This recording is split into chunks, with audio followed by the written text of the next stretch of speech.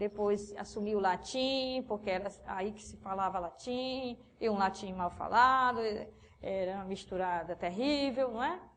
Então, por enquanto, ele faz com as grandes metrópoles, e já é grande coisa, mas já é muita coisa mesmo. Tá? Então, situaram aí na localidade. Porque quando eu disser o istmo, você tem que lembrar o que é o istmo. Os jogos istmicos, você tem que saber o que é. Sencreia, Lequeu, você tem que saber o que é. Tá certo? Então, qualquer coisa, a gente volta aos mapas. Tá certo? Volta ao mapa. Eu acho que não devia ter nada político hoje, não, né? O que tá... Acho que não devia ter nada de político hoje. Então, nós temos aí a península do Peloponeso. E o istmo que une a Grécia, a península à Grécia. Então, em Corinto, tem os jogos chamados jogos istmicos, que são jogos bienais. Então, de 2 em 2 anos tem esses jogos, e são jogos que estão em segundo lugar com os Jogos Olímpicos. Em primeiro lugar, os Jogos Olímpicos, e em segundo lugar, os Jogos Istmicos. Eram jogos importantíssimos, né? Então, não e por isso, Paulo usa a metáfora do atletismo, as metáforas atléticas, na primeira carta aos Coríntios, no capítulo 9. Esses versículos de 24 a 27 são os versículos onde Paulo mais utiliza as metáforas atléticas. Por quê? Porque ele está escrevendo para seguidores do Cristo que vivem nessa cidade e que vêm de 2 em 2 anos os jogos. Então, eles sabem, veem os atletas treinando, eles mesmos pode ter entre eles que sejam atletas. E então ele compara toda aquela atividade dos jogos, a atividade do atletismo, com a vida cristã. Tá? Então, Corinto, agora a confusão está grande, né? Lá embaixo, mas está dando para ouvir, vocês aí atrás? Tá bom. Eu só não deixa confuso, mas dando para ouvir tá bom. Então, Corinto é um centro abastado de comércio e viagens marítimas. Então, qualquer pessoa que queira passar da Ásia Menor para a Europa, vem para a península do Peloponeso. Não tem como. E então, aí, essa cidade... Então, agora vocês estão entendendo a jogada dos romanos de reconstruir a cidade. É uma jogada econômica. Então, por quê? Porque aí tem vários portos, não é? Tem atravessado pela... É a ponta da Ásia Menor, daí é para a Europa. Então, como não ter uma cidade aí? Certo? Então, facilitava muito. Então... Como foi que essa cidade foi repovoada? Não foi repovoada por gregos, mas por diversas classes de escravos. Era uma cidade super populosa. Há uma reconstrução dela por computador a partir das ruínas. Se vocês colocarem, acho que no Google pode sair, eu sei que há em inglês, não é? A reconstrução de Corinto por computador. Então, tem a partir das ruínas jogadas no computador, e sai cada coisa, o teatro maior, o teatro menor, o fórum, tudo que era cidade de forma tridimensional. Então, eu não me lembro do link, faz tempo que eu vi, mas eu sei que tem. Talvez já esteja até mais bonito e mais aperfeiçoado agora. Então, era uma cidade grande e precisava de muitos escravos. Tá? E tinha pessoas, comerciantes, pessoas que queriam ganhar dinheiro de forma mais fácil. Tinha pessoas dadas ao crime, porque lá tinha muita riqueza. E tinha muita prostituição. Né? E tinha muitos templos. Bastante tempo. Tinha muita gente dada a diversos tipos de de atividades do âmbito da sexualidade, né? Que deixava Corinto famosa por isso, né? Então, até usava como metáfora o verbo corintizai, significava prostituir, né? Prostituir, e tudo que tivesse a ver com como imoralidades, libertinagem sexual, tudo era resumido no verbo corintizar. Então, por isso que os meus colegas, quando nós tínhamos um professor que era estrangeiro e chamou uma vez, era o professor de Atos dos Apóstolos, Alberto Casalino, chamou Carta de Paulo aos corintianos, os corintianos não gostaram. E os corintianos brasileiros disseram, olha, não se chama corintiano, nós não somos desse jeito, né? Então, só no Brasil que não pode ser carta aos corintianos. Em qualquer outro lugar do mundo, a carta é aos corintianos, porque os corintianos daqui se sentem ofendidos em ser chamados, né, de coríntios. Então, tinha comércio bastante e facilitava as viagens marítimas. A manufatura do metal era principalmente produtos de cobre. Eles faziam símbolos. Símbolos é a espécie de hoje sinos. E por isso Paulo, quando está falando sobre o amor, que é o maior de todos os dons, o caritas ou o ágape, não é? O amor, caridade, o amor caritas, o amor ágape, o mais alto grau do amor, ele diz que se a pessoa anuncia a mensagem de Jesus, o evangelho, e fala bonito, mas se não tiver o amor, é como o símbolo, que fica o bronze, que retine, faz blengo, blengo, blengo, mas não sai disso. Então, por quê? Que era muito fácil Paulo falar disso? Por que ele fala disso para os coríntios e nunca mais menciona isso em outra carta? Porque aí se produz símbolos, né? E se usa símbolos, os sinos que hoje, ou que depois de muito tempo, passaram a estar nas igrejas para chamar os fiéis católicos para a missa, em Corinto estavam nos teatros. Por que você pode construir sinos de bronze? Por quê? Tinha igreja? Não tinha igreja. Para que sinos? Você podia pensar, por que sinos? Porque no teatro se usava para os espetáculos, se usava para chamar a população para o espetáculo. Então, os teatros tinham uma torre com os sinos para chamar as pessoas para ver o espetáculo, ou o espetáculo artístico, ou o espetáculo esportivo.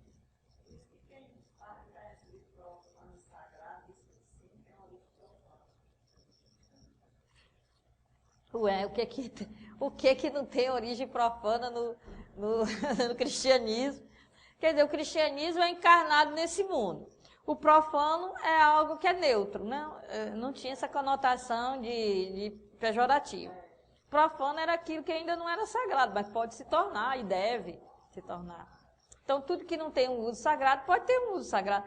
E o cristianismo estava encarnado na história, nas culturas, nas cidades, no modo de ser, e usou tudo isso, não é? Então, claro que tem gente que ao estudar o funcionamento do sino vai dizer assim, então nós não usamos sinos nas igrejas porque sino é pagão.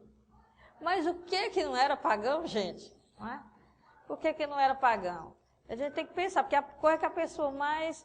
Então, tem por exemplo, as igrejas que tem horror ao sino, mas usa a árvore de Natal. A árvore de Natal é super pagã, é mais pagã do que o sino. É mais pagã do que o sino, né? Enfeita a igreja com coisas do Natal que são extremamente pagãs. Né? Então, eu acho que o que se deve fazer é dar uma conotação positiva para certos elementos. Se puder transformar, para que uma coisa mais pagã do que a cruz? Não era o instrumento de suplício do Império Romano. Era o horror, a maldição para os judeus. Então, instrumento de suplício para os romanos. Loucura para os gregos. E o que há de mais sagrado, não é? É a cruz. né? Mesmo não a cruz objeto, mas o que é a cruz, né? Paulo vai dizer aos Coríntios, eu prego é o Cristo crucificado. Eu estou pregando para vocês, não é um filósofo. Vocês gostam ou não gostem, ele foi um condenado pelo Império Romano. É esse que eu estou colocando para vocês. A gente tem que saber disso, né? Então, é o produto de bronze. Por isso, Paulo pode falar. Vocês entendem? Nada na carta é solto daquilo que se vive na cidade. Se ele menciona sinos, símbolos, é porque eles compreendem isso, né? Então, você já pensou eles ouvindo sino tocar, não é? Sino tocando quer dizer alguma coisa, vai ter espetáculo, mas existe algo mais que o sino diz? Não, o espetáculo mesmo eles têm que ver, não é? Então, a pessoa que não ama pode estar lá tagarelando, todo mundo vê o quê? Que a pessoa está tagarelando, e nada mais do que isso, não é? Então, então tinha 2 grandes teatros, que o menor deles cabia 3.000 pessoas. O menor dos teatros cabia 3.000 pessoas. Então, muitos templos e muitos ritos, não é? E a população, ela era principalmente de 3 classes, que era, precisa aumentar, né, agora, porque está difícil. Então, a população era de 3 classes. Eram os cidadãos romanos, que tinham pleno direito, os livres, que geralmente eram profissionais autônomos, e os escravos. E é por isso que ele faz questão de fazer essa contraposição, de dizer que não há escravos nem livres. Então, os estudiosos acreditam que em Corinto, na comunidade de Corinto, não havia cidadãos romanos, havia os livres e os escravos. Porque o cidadão romano era a mais alta classe da riqueza, classe social e do poder político. E a gente vai estudar aí as relações de patronato e vocês vão entender, não é? Essas questões. Então, vejam, ele diz que não há muitos ricos e sábios entre vocês.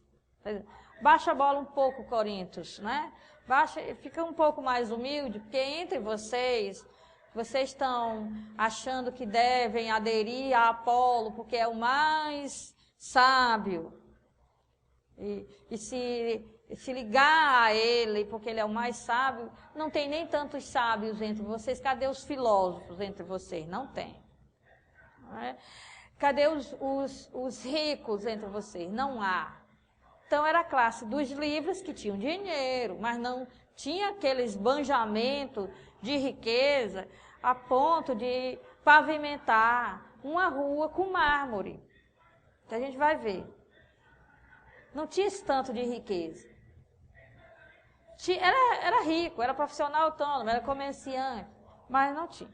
Então, ele fala nos escravos e livres. Agora, é interessante que tem uma passagem na carta aos Coríntios sobre as refeições, que a gente tem que tomar cuidado. Que é quando ele diz assim, quem come e bebe o corpo e o sangue de Cristo, a refeição eucarística, come e bebe a sua própria condenação, não é isso? Então, ele está criticando a situação de ricos, de livres e escravos dentro da comunidade cristã, faz com que os ricos, que são livres, são ricos entre aspas, né? Os livres, eles vêm para a ceia mais cedo, comem tudo, que, junto com o jantar eucarístico tinha a ceia mesmo, e deixam os irmãos que são escravos, que só podem vir mais tarde, sem participar. Não é? Então, isso os condena. Isso os condena. É como está acontecendo essa loucura de política hoje, que é véspera de eleição, mas tem candidato que há alguns anos atrás, né, um candidato à presidência, que disse assim, numa greve, né, de professores lá no estado que ele mora, ele disse assim, eu não preciso de voto de professor. E agora o discurso a educação vai ser maravilhosa, tudo pela educação, não é? Então, esse discurso condena, né? Então, quando diz assim, comer o corpo e o sangue te condena, quer dizer, ele vai contra o propósito que você tem, porque se você vem para uma ceia eucarística, você vem com o propósito de comungar com os outros, não é? E então, se você deixa os outros com fome, isso condena a partir do teu propósito. Então, isso foi tido assim na Idade Média, os católicos foram proibidos de se aproximar da Eucaristia, porque iam ficar condenados ao inferno, porque estavam em pecado, e se aproximar da ceia do Senhor leva para o inferno, por causa dessa passagem. Mas não, essa passagem não menciona inferno, está falando que o seu propósito é comungar e você está deixando o outro com fome. Então, isso te condena. Isso condena o teu propósito, quer dizer, você não tem realmente esse propósito. Né? Bom, isso aí a gente entende melhor por causa das refeições em Corinto. Porque ontem eu tive um estalo e até eu disse, socorro, eu preciso te contar um negócio que agora eu entendi sobre a carta aos Coríntios. Então, eu vou contar para vocês também, mas só daqui a pouco. Deixa eu ver. Deixa eu ver aqui o nosso... Então, só quero que vocês saibam o seguinte, dentro da comunidade não tem a classe dos cidadãos, que seriam os milionários hoje. Tem a classe dos livres, que tem posses, e dos escravos. Né? Seria. Bom, agora vamos ver com calma essa ruína, já que vamos falar da fonte de Pirene, não é? Isso aqui são atualmente ruínas, viu, França? Você vai lá, tá certo? Você vai ver tudo que Paulo... Ele está preparando para viajar para as cartas de Paulo. França é aquele bem ali, ó. Aquele de amarelo. Faz assim, França, ó. É aquele ali, de cabelinho branco. Não, vou já falar. Espera aí, deixa... Eu só viajei em sonho. Tem um curso lá em Belo Horizonte, pelo menos tinha, não sei se ainda tem, com as irmãs paulinas. E a pessoa passava o ano estudando as cartas de Paulo e no final fazia viagem para os locais. Então, todo mundo matriculava ali, já sabia. E eu dava algumas cartas, era eu que apresentava. Então, já estava com tudo certo para ir, não é? Só que eu vim para Fortaleza. Então, não era minha hora ainda. Fica para depois. Mas, olha, eu ando tão bem em sonho lá que eu explico tudo direitinho. E isso é tão interessante, porque uma vez eu estava lá em Belo Horizonte também, explicando os manuscritos do Mar Morto. Então, eu apresentava os slides das grutas e mostrava todas essas coisas. E aí fui mostrar slide das ruínas e mostrei tudo que era das ruínas. E tinha um casal que disse assim, quantos anos você passou em Israel? Eu disse, eu nunca pisei em Israel. Aí o casal disse, não acredito. Eu disse, pois é, nunca fui não. E ele disse assim, só em sonho. Ele disse, igual para vocês, só em sonho. Então, ele disse, pois você vai. Eu achei bonito porque eu pensei assim, nossa, eles estão me animando para ir, mas conversa. Eu vim passar um semestre aqui em Fortaleza, pedi para vir passar um semestre aqui, ensinando. Quando eu estava aqui, eu recebi um e-mail deles dizendo, sim, a sua inscrição já foi feita para o curso sobre os manuscritos do Mar Morto lá em Israel.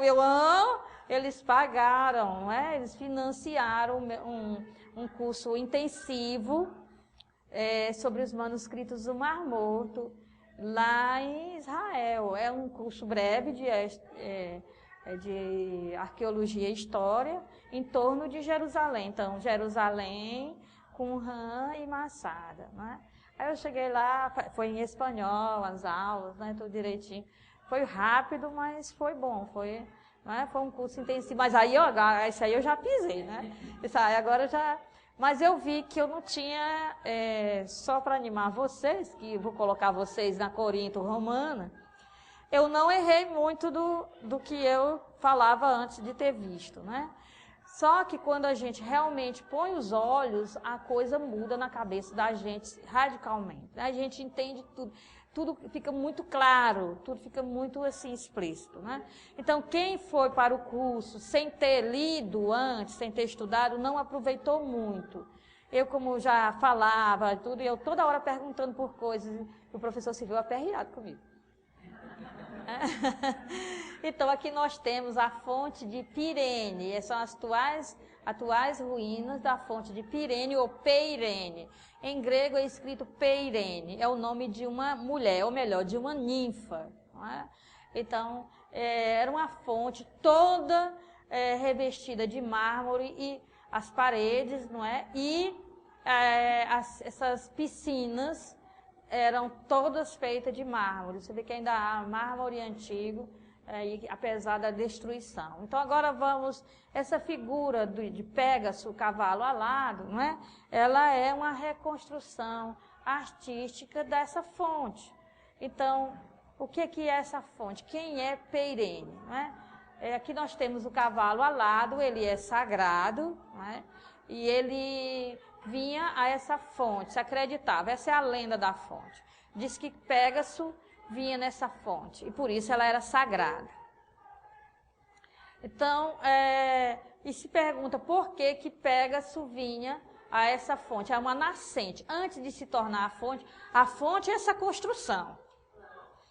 Que tem mina água para todo lado, tem vários locais, água potável e tal. Então, eu acho que esse desespero não dá volta para ninguém, não. Dá volta para alguém.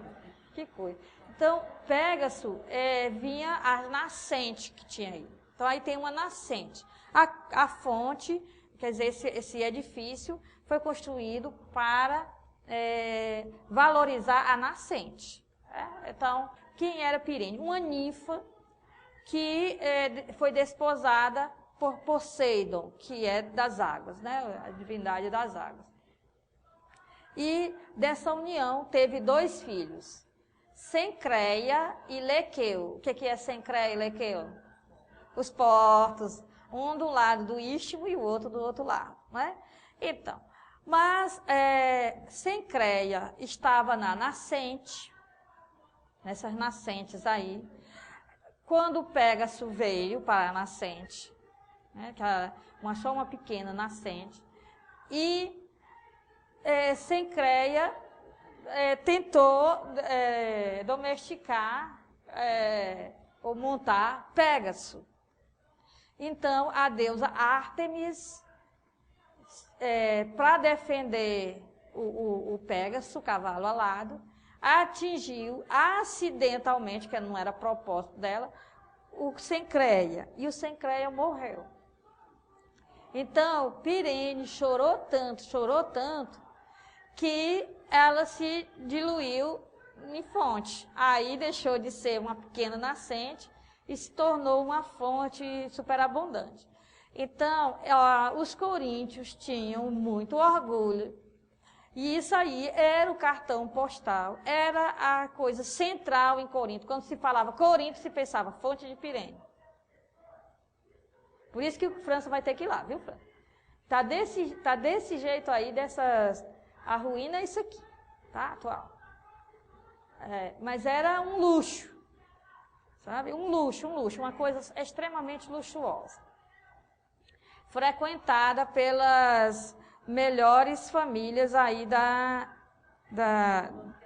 sociedade, não é? Agora, é interessante, por quê? Porque o orgulho da cidade são as lágrimas de Pirene, que Pirene sofreu por causa do filho que perdeu. E Paulo vai escrever uma carta entre lágrimas. As lágrimas agora, que são a ênfase para a comunidade, não são as lágrimas de Pirene, mas as lágrimas de Paulo, porque perdeu seus filhos espirituais, que são os coríntios. Carta das lágrimas. Então, a gente vai ler a carta de Paulo aos Coríntios e vê lá, eu vos escrevi uma carta entre lágrimas, a carta das lágrimas, e você lê. Quantas vezes você leu Paulo dizendo, eu escrevi para vocês a carta das lágrimas. E daí? Mas cartas das lágrimas, escrita aos Coríntios, não é qualquer coisa. É porque Coríntios, o centro de Coríntios são as lágrimas de Pirene. Agora ele está chamando a atenção para as lágrimas dele, porque perdeu seus filhos espirituais. Então, olha, tudo tem um motivo, tudo tem um propósito, né? Tem alguma coisa a ver. Está quase na hora do intervalo, mas dá tempo a gente ver alguma coisa. Então, que tipo de correspondência, já que nós falamos da carta das lágrimas, que tipo de correspondência Paulo teria travado com os coríntios? Ele menciona uma carta das lágrimas. Que carta é essa? Ele apenas menciona.